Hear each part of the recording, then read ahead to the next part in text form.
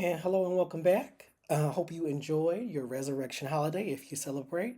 If not, I hope you had a fantastic weekend because the sport of track and field certainly had a fantastic weekend, specifically D1 and college. And here we are in another weekend recap video. We're going to look at some of the number one performances. I also want to highlight, the team title battle starting to slowly but surely, clear up. We'll do a rankings video here soon and discuss what we're looking at, but don't want to jump the gun. We finally saw some athletes come back after injury, so this should be an exciting video just recapping what we saw this past weekend. And we got two collegiate records, 19 new number ones, so this should be a fun video. Our format today is our traditional format, four legs. First leg is sprints and hurdles. Second leg will be our distance. Third leg will be the jumps. And the anchor leg will be the throws. So without further ado, let's go ahead and get started. And we'll look at the sprints and hurdles. And we'll start with the women's sprints and hurdles and looking in the 400. And welcome back, Aaliyah Butler. And not so much as a welcome back, it's just that after her runner up finish indoors, she waited till the middle of April to kind of go ahead and get started with her season, which is not a surprise. She had a very busy indoor season. She has expectations beyond college. As we know, she's an Olympian, she has an Olympic gold medal. So I think she's got a bright future in the 400. This past weekend at the Tom Jones Memorial at the University of Florida, she clocked a 49.44. She joins the 10 fastest 400-meter runners in NCAA history. And the event has gone through a dramatic shift in the past 5, 7 years, really the past five. We've had so many sub 50-second 400-meter runners. That was at one point, pre-pandemic, it was a rarity. Now, as I said in the preview of the indoor season, in order for you to win the 400 this outdoor season, it's going to have to take a 49 low, or at least a 49 effort. And we got our first one from Aaliyah Butler, 49-44, really to sort of to cement the stranglehold Georgia's really been having on the sprints. They are coming for the 400 crown for Arkansas, but Arkansas is, going to do, I think, a decent job of keeping them far, but I don't think they have anyone individually that's going to be able to beat Aaliyah Butler now that we know that Isabella Whitaker is not going to be competing for Arkansas. She has gone, it looks like, pro. Now we are moving on to the next event, and that is the 400 hurdles. And that is a former NCAA champion, Savannah Sutherland of Michigan. This weekend, she also at the Tom Jones Memorial lined up against Rachel Glenn, who is a national title threat, and not just the 400 hurdles, but also the high jump, along with being on Arkansas's 4x4 relay. But Sutherland was able to beat her to the line. It was a fantastic race between Sutherland, Rachel Glenn, and of course Akila Garrett of Texas. All three ran 53-second 400 hurdles, but it was Sutherland who ran the 53:46. She was the only individual 400 hurdler to earn All American honors indoors in the Open 400. So she really has the speed to maintain uh, in the outdoor 400 hurdles. I think that she kind of proved this weekend that perhaps she should have rightfully earned any preseason favorite for a title. She already has one under her belt. So expect for her to continue to flourish this outdoor season. Next, we'll look at the 4x1 relay and what a fantastic performance USC had this past weekend at the Mount Sac relays. 42-36, and that's even with not necessarily perfect handoffs. They were pretty good, but I think, if you're any coach, you saw there's, like for the men, room for improvement. But hats off to the coaching staff at USC. They are really doing a phenomenal job developing their short sprinters on both sides, men and women. And the women are also here to take over in the sprints. 42-36, outstanding time. We thought for a minute it was going to be South Carolina, who I believe ran 42-7. Nope. Out west, USC, which kind of when I noticed for a little minute, because, 3 hours behind, but 42-36, I think they caught everybody's attention. And then in the 4x4, you have Arkansas. As I mentioned, Rachel Glenn, she was a part of this fantastic quartet. The picture you may see is from last year, but a few of those runners, most notably Kaylin Brown and Rosie Effiong, are back again to help re-strengthen what is really a phenomenal 400-meter program. 3:23:69, outstanding time. I remember at one point the NCAA record, which Texas broke in 2004. It lasted for so long. I want to say it was what, for 16, 15, 16 years that they had it. It was one of the more impressive times, 3:23:75. And now you got a team running sub that in the middle of the season.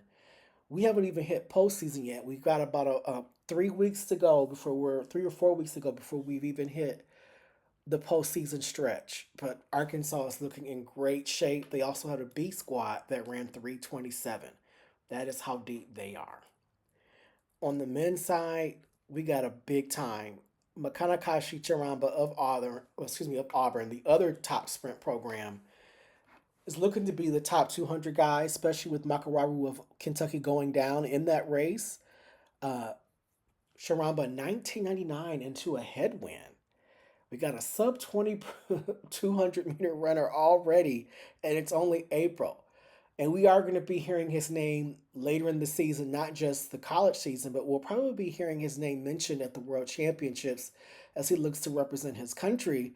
And he's in great shape. He is really proven himself to just be the heads and shoulders of this really strong 200-meter sprint crew from Auburn. They have great 100-meter runners, but when it comes to the 200-meter runners, he's the strength. And that's the reason why he's also the anchor on their 4x1. Then moving to the 400 hurdles, you got a Tennessee guy, Javon Williams, transferring from Clemson. And again, another sign that sometimes the transfer is the best thing for the athlete. And here he is, 48 77, leading the nation. He defeated Cody Blackwood of Texas, who had the number one time for Texas. But here he is running 48 77 to Blackwood's 48 79. We already have a group of 400 hurdlers under 49 seconds. This was huge for Tennessee. They continue to be a top tier hurdle program, specifically under Olympian Dwayne Ross. Things are moving along with the Tennessee program, and this young man, especially, now the transfer has shown to really work in his favor. Now, the 4x1, Auburn decides to reset things, taking down USC's record, and I think it will be USC versus Auburn come national championship time. We know this Florida team has a lot of talent. Unfortunately, they're very injured, and we were able to see a guy come back, and more on him in a minute. But I think without Wanya McCoy, their 4x1 is not going to be able to threaten uh, Auburn or USC. I think it really is a race between those two teams. And I don't even think USC has really put their best group forward. We're still waiting to see where that remains. I don't think JC Stevenson should be on the third leg. I think he's a weakness there. I think he's either good as a first leg, a second leg, possibly even as an anchor. But I don't. I think the curb is a weakness for him. And then moving on to the 4x4, you have Florida, 3:01:52, new national lead. They take the national lead again. Thankfully, with Genoa McIver coming back, that is a big deal because he had a really unfortunate back injury that made it very difficult. And back injuries are nothing to ignore. Whether it's a fracture, stress fracture, or just severe pain, difficult to compete in and difficult to ignore the pain of that.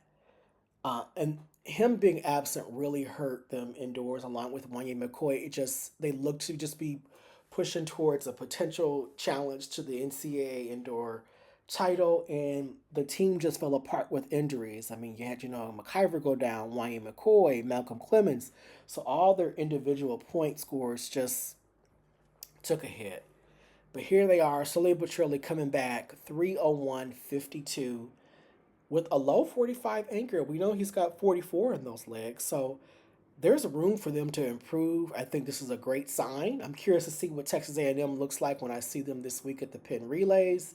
So we know more to come from those two schools, but let's not forget indoors when he was running for Florida, they were not beaten by anybody. So to see Genoa McIver back, that's a really positive sign for the Florida Gators. Now, moving to our second leg, where most of the action took place, the distance will start on the women's side of the distance. And in the 800, you have Miss Victoria Bossing of Harvard. We now have a sub 2 minute 800 runner, 1:59:48. That's huge for a Harvard. As I said indoors in a recap, they have really improved their track and field program over the years, even before Gabby Thomas, but they have been really focused on developing a top tier track program. They have a great women's 4x4, but they have great individual athletes as well. And I think she's a huge key to this group being such a strong 800 runner. Sub 2 minutes already in April is a very positive sign for her in a tough meet that Thomas Jones Memorial was, which looked to be again this year the best regular season meet. Because I mean, the times and the competition, you see all those videos online. It was very clear this was a tough field, so that's a huge win for her. Also on the women's side, we have in the 5K Pamela Koskei, number two all time. We can't go a meet without mentioning her. We just simply cannot. Every weekend that she runs, I am talking about her, and we just can no longer ignore that. Number two all time in the 5K, 14:52:45. This young talent from New Mexico just slowly but surely chomping down, seeing Parker Velby's historic college career already being taken apart by youngsters.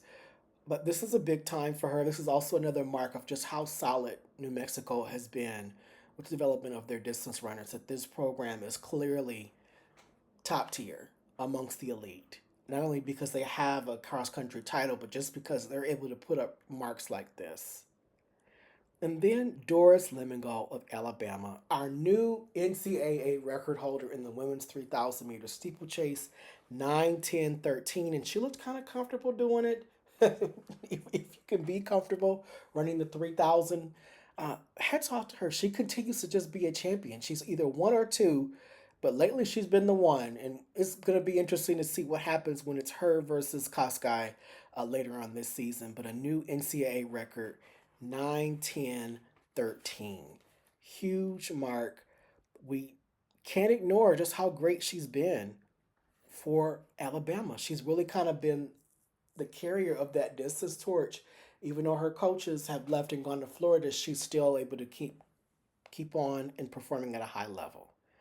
On the men's side, you have Hampton Samuel, also of New Mexico, and yes, another NCAA record in the 5K, 13:05:87. I still think that it was perhaps a tactical error indoors that he wasn't able to win the indoor title.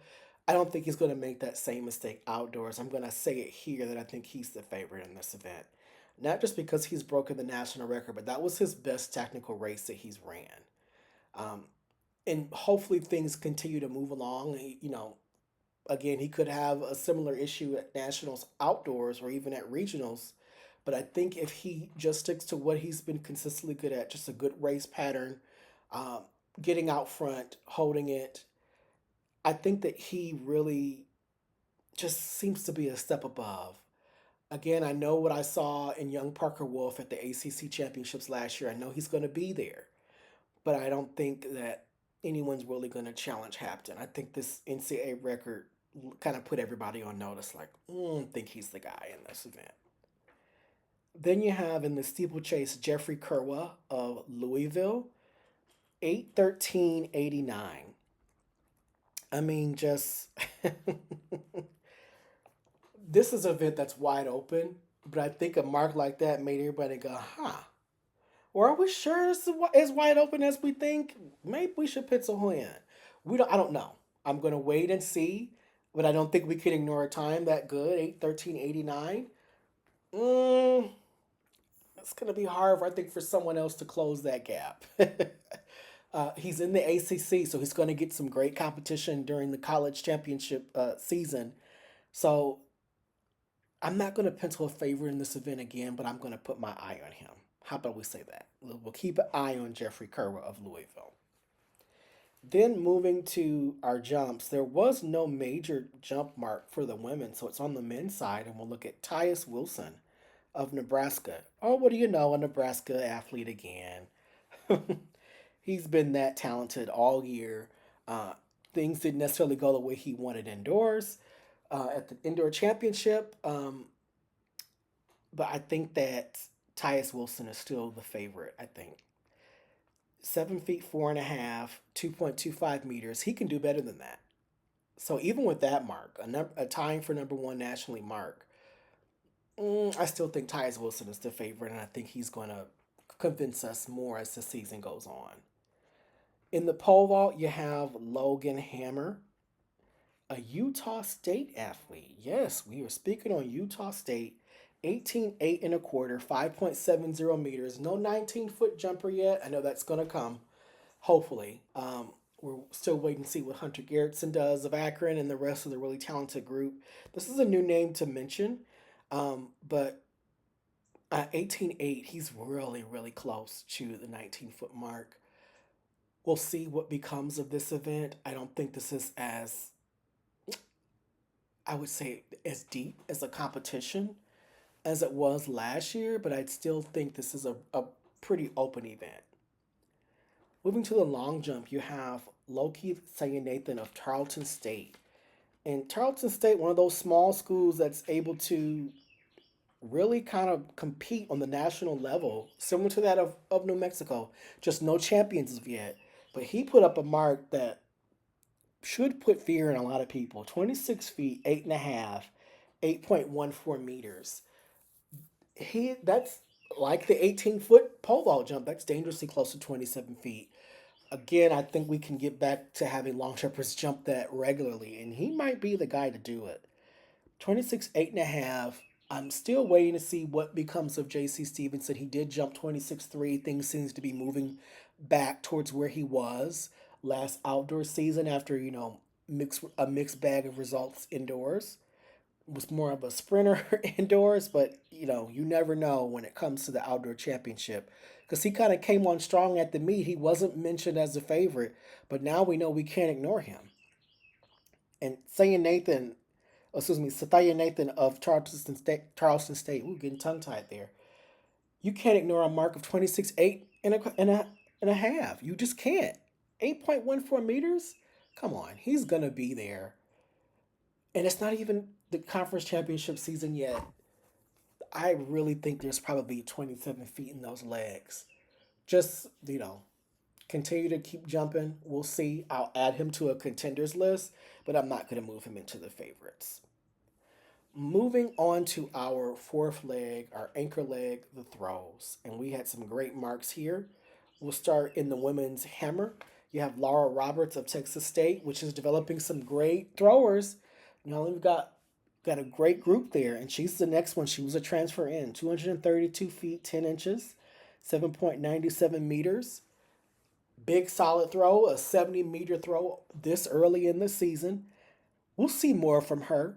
I still think this is an open event, but I'm curious to see who else is going to try to compete with her. I don't think no big name has really, you know, I would say stepped up in this event the way they have on the men's side. So we'll see. But a 70-meter throw, we may have a real serious contender here, especially because she's coming from a championship level program when it comes to throwing. They've produced a national champion already. On the men's side, you have in the shot put a name that I've been itching to mention all season, Tariq Robinson O'Hagan of Ole Miss. Finally, he's here. He did his outdoor debut, 68 feet 1 inches, 20.75 meters. He could throw further than that. We know that. That's a great start. He had a busy weekend, so if he just focuses, I think, on the shot put, he probably can get further than that, but he's not going to. He's a competitor willing to compete in a numerous amount of throws for Ole Miss. He has Connie Price Smith as his coach, so expect for him to continue to put up big numbers, and he clearly is the favorite. Until someone dethrones him, he is the guy. Moving to our last event, you have Mustafa Al Sharif of Georgia. What a talented thrower he is. And we've mentioned him, I believe this is the second time he's been mentioned on this channel. But Mustafa El Sharif of Georgia, 264 feet, 2 inches, 80.52 meters. 80 meters in April. And this is an event that's kind of going through some big changes. We've been seeing some really great javelin throwers this whole outdoor season. It's only April, so this is going to be a really competitive event, I think, on the World Championship stage. But I also think in college, it was a great competition at the Tom Jones Memorial. And yes, this is another number one mark from that meet. So many great marks from that meet. 264 feet, 2 inches, an 80-meter throw for this young Georgia athlete, which Georgia is now, they're now a competitor for the team title. Things working very well for Coach Carol Smith Gilbert there. This young man is like one of those big positives for her, someone that she can kind of lean her head on because there's no big favorite in this event. But we know that Georgia is really good at developing javelin throwers. So why can't he be the favorite? I think if we see him continue this run going into the conference championship season, I think he will be the favorite.